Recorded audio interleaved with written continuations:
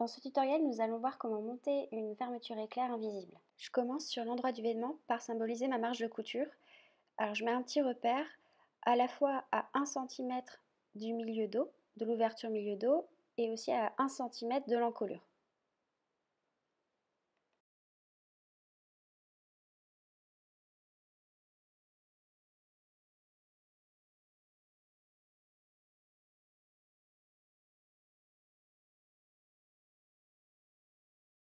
Ensuite, je vais au niveau de la reprise de la couture jupe, en bas de l'ouverture pour le zip. Et là, je marque un petit repère au crayon effaçable pour symboliser l'endroit où reprend exactement la couture de la jupe.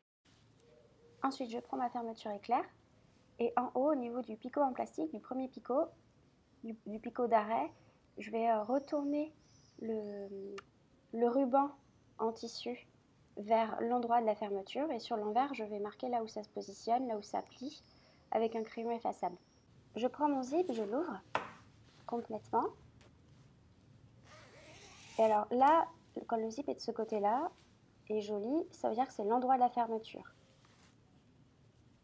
Donc, je vais prendre mon zip et je vais faire en sorte de le poser endroit du zip contre l'endroit du tissu. Et je vais aligner les repères qu'on a précédemment marqués. En fait, ça permet que le picot d'arrêt en plastique, le premier, il se retrouve en dessous de la marge de couture. Et alors, endroit contre endroit, on va aligner le bord du ruban de la fermeture avec le bord du tissu, en tirant bien, pour pas que ça gondole et qu'après il y ait des décalages. Et on épingle le long des dents, le plus près possible des dents. Alors pourquoi? Parce que dans un premier temps, on va faire un point de bâti pour fixer les deux ensemble et après on sera beaucoup plus précis pour faire la piqûre finale. On épingle ainsi jusqu'à ce qu'on arrive en fait à la reprise de la couture jupe. Donc on aligne bien. Et là, en fait, on avait notre repère de reprise de couture sur la robe. Et bien on va le mettre aussi, on va le reporter aussi sur le ruban de la fermeture éclair.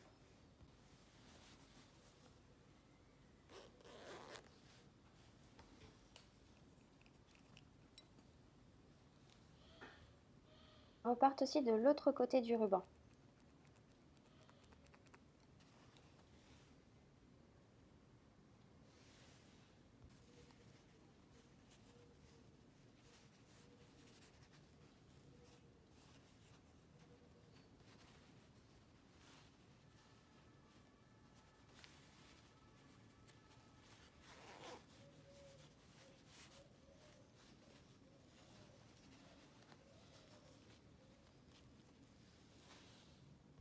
Ensuite, on retourne à sa machine.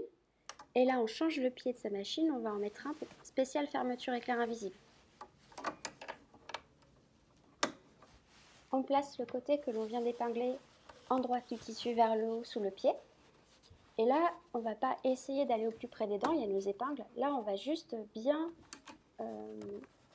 on va juste bien assembler ensemble les deux tissus bord à bord avec un point de bâti. Donc avec un point longueur de 0,4 par exemple. Donc on ne se soucie pas d'être près des dents, on se soucie en fait d'assembler les deux tissus ensemble, bien bord à bord. Donc là, je pique à quelques millimètres du bord avec mon pied en vis, tout du long, jusqu'à ce qu'on retombe sur notre repère de fermeture en bas de la fermeture.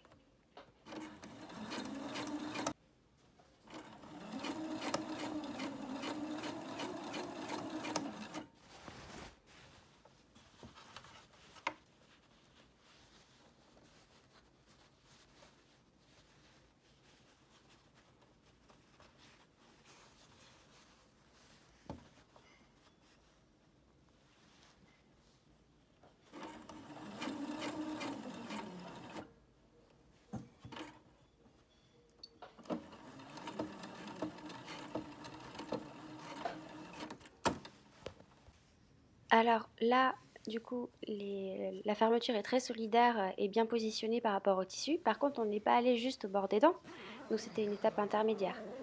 On a encore toute une partie de ruban qui est très visible. Donc la prochaine étape, ce sera de piquer au plus près des dents. Mais grâce à ça, on est sûr que la fermeture est très bien positionnée et qu'il n'y aura pas de faux mouvements. Et en plus, on ne sera pas distrait par les épingles qu'on doit enlever au fur et à mesure.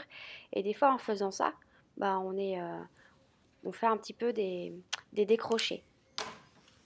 Donc vous avez vu, j'ai refermé la fermeture. Et là, j'ai bien replacé sur le tissu le repère de fin de fermeture et de début de couture jupe. J'aligne les deux repères, celui de la robe et celui de la fermeture, afin de bien épingler les deux ensemble. Alors, point hautement stratégique pour les robes qui ont souvent une couture au niveau de la taille. Pour pas qu'il y ait des décalages et qu'il y ait par exemple 5 mm entre la couture taille de gauche et la couture taille de droite, ce qui peut faire un petit peu bizarre, je note sur mon ruban l'endroit pile poil où se trouve la couture en fait, en face. Donc les petits traits, le petit trait c'est là où se trouve ma couture, là où la fermeture est déjà cousue au tissu. Et pareil, autre endroit stratégique, ça sera en haut. Donc je positionne bien les repères que nous avions précédemment faits l'un sur l'autre.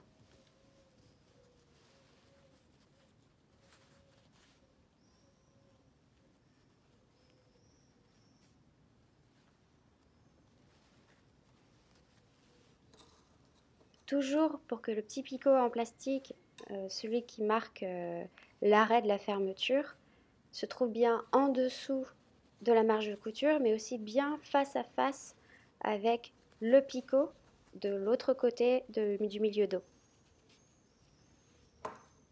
Et là, comme pour l'autre côté, ce que je fais, c'est que j'aligne bien bord à bord, endroit contre endroit, la fermeture et le tissu. Et je viens épingler au plus près des dents, parce que là aussi, on va faire un fil de bâti temporaire.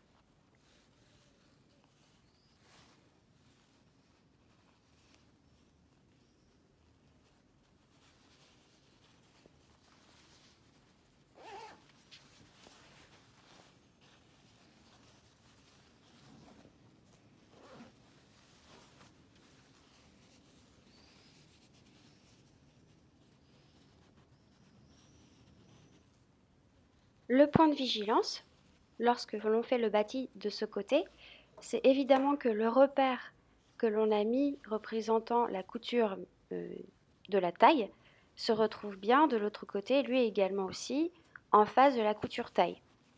Voilà. Donc quand ça sera cousu, après, normalement, quand vous allez fermer votre robe, eh bien, ces deux démarcations se retrouveront bien face à face et ce sera plus joli. Une fois que c'est épinglé, comme pour l'autre côté, on vient passer un fil de bâti, donc c'est-à-dire un fil avec une grande longueur de point 4 par exemple. Et on ne va pas essayer d'aller au plus près des dents, encore une fois, mais le but du jeu, c'est bel et bien de bien solidariser les deux tissus bord à bord.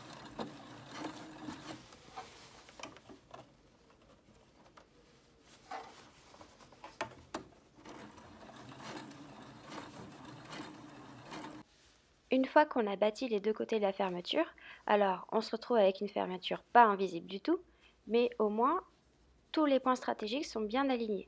Il n'y aura pas de décalage quand vous allez la fermer. Donc en haut, alors on descend,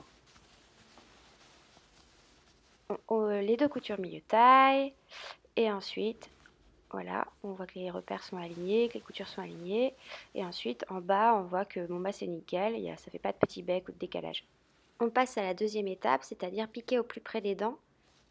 Donc vous voyez, je suis en train de faire un petit peu pivoter les dents, donc il faut aller le plus près dessous ces dents-là. Mais tout le jeu, il ne faut pas piquer dans les dents, sinon après on ne pourra pas remonter le zip. Donc j'ai fait des essais plusieurs fois sur ma machine et je sais que je cale au plus près mon pied au plus près des dents. Et après j'ai la chance de pouvoir bouger un petit peu mon aiguille, donc je la bouge de 0,8 vers les dents. J'ai testé par exemple 1 plus 1 mm et là c'est mauvais, ça va piquer dans les dents et après je pourrai plus fermer mon zip. Donc là c'est plutôt une bonne connaissance de sa machine et de l'entraînement. Le truc qui est agréable avec le bâti préalable, c'est que maintenant on est sûr que tous les côtés sont bien alignés, donc on se préoccupe plus de ça et puis on n'aura pas de mauvaise surprise en remontant le zip parce que c'est plus coton de découdre un point de 2 ou de 5 qu'un point de 4. Et en plus, on n'a plus à se soucier des épingles. Donc ça évite aussi de faire des décalages en enlevant des épingles. À un moment, le zip, il va vous gêner en fait. Si vous le contournez, ça va pas être joli. Alors, moi, ce que je fais, c'est que je lève mon pied, je lève l'aiguille sans faire bouger absolument le tissu. Et après, je remonte le zip pour qu'il ne nous embête plus. Je replante l'aiguille dans le tissu et je repose le pied dessus pour continuer à piquer. Je pique jusqu'au repère et je fais mon point d'arrêt pile poil sur le repère que nous avions marqué sur le ruban de la fermeture.